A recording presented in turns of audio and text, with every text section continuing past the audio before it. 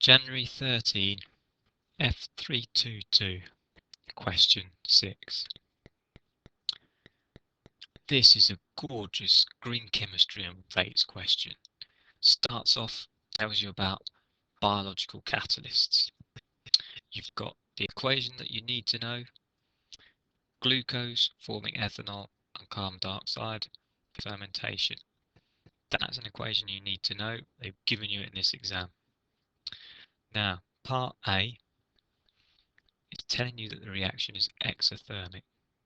These questions come up quite regularly. They'll tell you that a reaction is exothermic or endothermic, and then they want to explain why. Read the question carefully. They normally want you to do it with bond breaking and bond making in your answer. So you will need, in this question, Ben-Mex.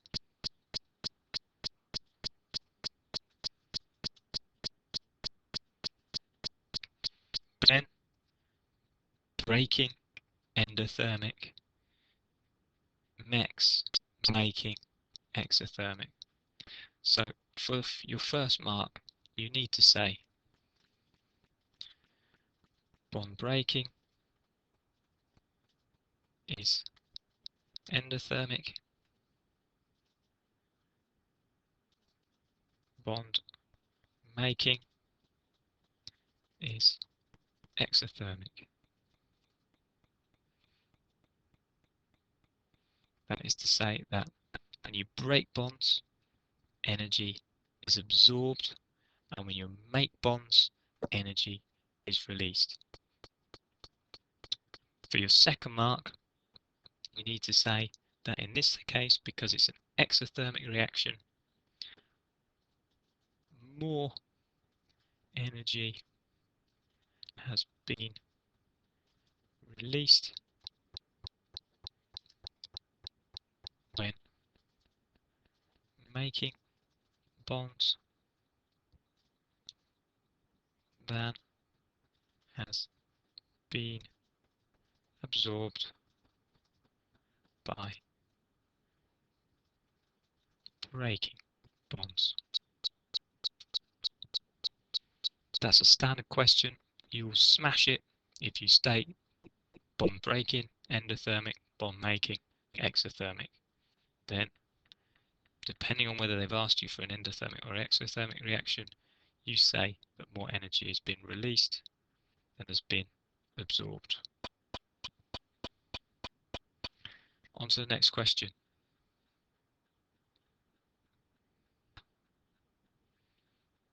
Carbon dioxide is a greenhouse gas linked to climate change. What happens within a carbon, and notice they're giving you this hint, within a carbon dioxide molecule when it absorbs infrared radiation? You go for the answer straight off. Bonds vibrate. That's it. Now, give 2 examples of carbon capture and storage. We said they always come up. You need to know the 3 of them. It's only asking for 2 here. You're in luck. So we've got, first of all, number 1. Or pause. What are the 3? Number 1. We've got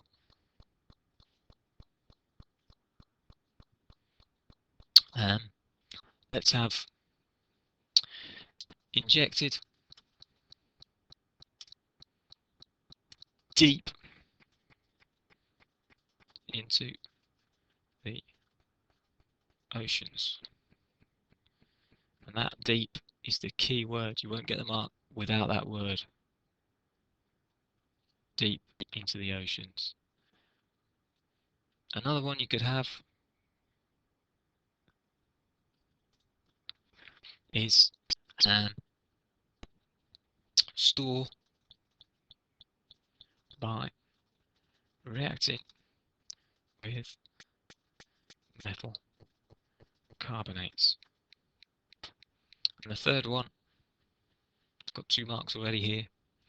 The third one I could have anyway is store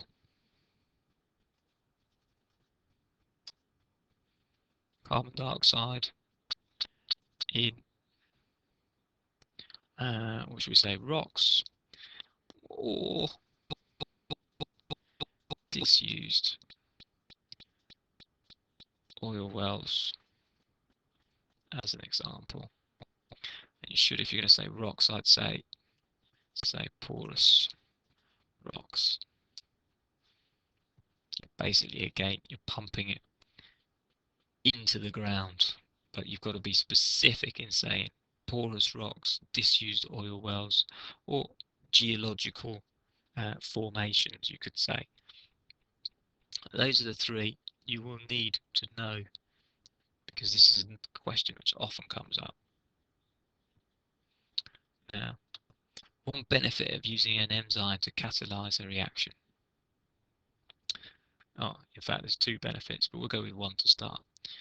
It says other than cost, which is slightly misleading. It just means that you can't say anything about cost in your answers.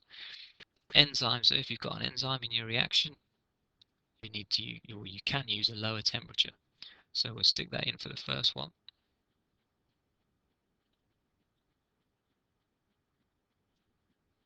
There we go. I've lost my text box. Here it is. Right.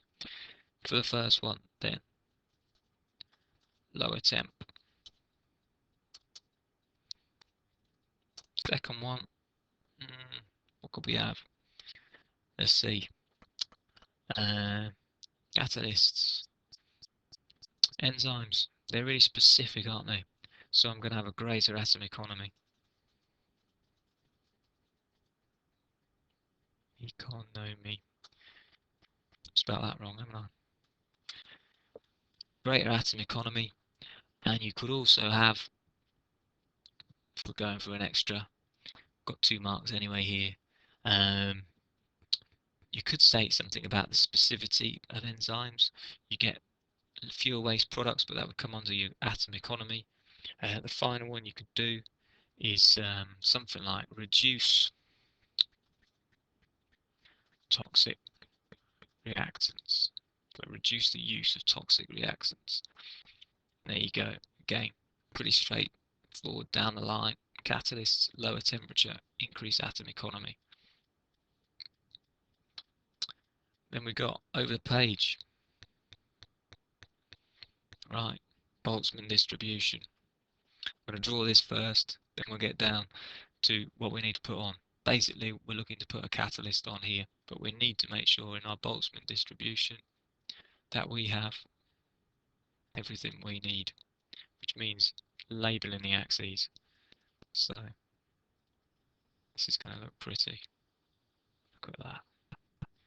Beautiful. Right, my Boltzmann curve starts at 0, 0, straight up and then down, and then I do not touch that axis. It just approaches and approaches but never touches.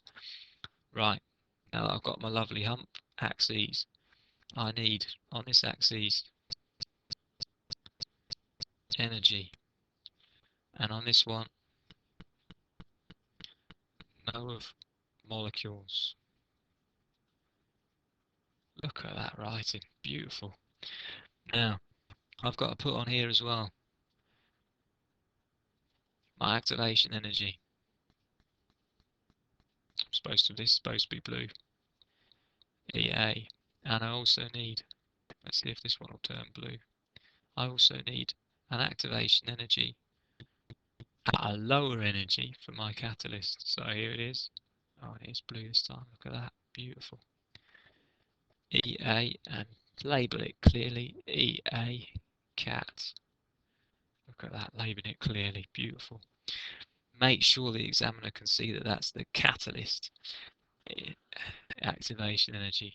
Now, I've got to start doing some writing. Drawing that diagram, you've got a mark for the axes and for the curve, which doesn't touch the x-axis and goes from 0, 0. It goes from 0, 0 because there are no molecules with 0 energy. Now, moving on down, I'll get my text box back. What do we need to say about activation energy? Straight up, activation energy, activation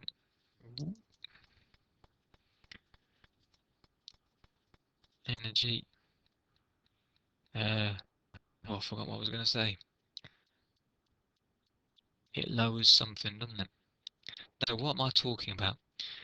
Yeah, we're talking about catalysts, aren't we? Here we go. So, the catalyst lowers the activation energy, which I've shown on the diagram by saying that that's the activation energy, this is the activation energy with the catalyst. So the catalyst lowers the activation energy. How does it do that? I suppose I could keep this as one sentence, couldn't I? By providing an alternative route with a lower energy. Can't write, can't type. Teach chemistry. Catalyst lowers the activation energy by providing an alternative route with a lower energy. Then, that'll get you a mark. We need to talk though about what's going on here. In this graph, what is the area under the graph? What does it show? Pause. Yeah, it shows the total number of molecules, with only a small proportion here above the activation energy without a catalyst, and a greater proportion here with an energy greater than the activation energy. So more molecules have an energy greater than the activation energy. Here we go again. Good job this isn't a good job this isn't a pencil one. Right. Then if you want it to be really do good English, you'd say a greater proportion of molecules have an energy greater than the activation energy, but I'm not copying, I'm not typing that now. Right, then we've got, just thinking what my 5th mark is. It's 5 marks this question, isn't it? Then we must have, what have we not mentioned? Collisions. Right, you've always got to stick down on one of these rates questions. More successful collisions, which is a result of the fact that more molecules have an energy greater than the activation energy, so they collide with enough energy to react, and so there's going to be more successful collisions. So there we've labelled our axes, we've drawn a beautiful diagram, we've said that there's a greater proportion of molecules with a good labelled EA cat, and we've said there's more successful collisions, and that will do nicely. What a lovely question that was. Brilliant.